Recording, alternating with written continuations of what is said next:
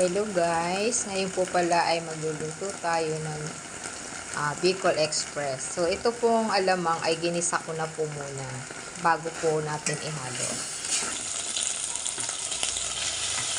Ngayon naman guys ay ilalagay na po natin ang karne. Haluin lang po natin ng konti.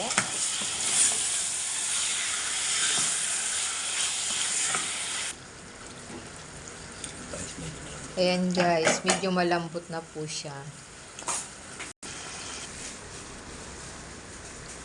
Ilalagay na po natin ang ating kakanggata. Ayan po. Looks yummy. Yan guys, ilagay na rin po natin ang ating sili.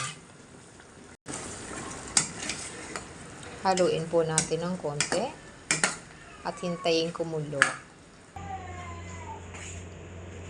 And now, our menu for today is already done. Yummy! Kain na po tayo. Thanks for watching guys. Bye-bye!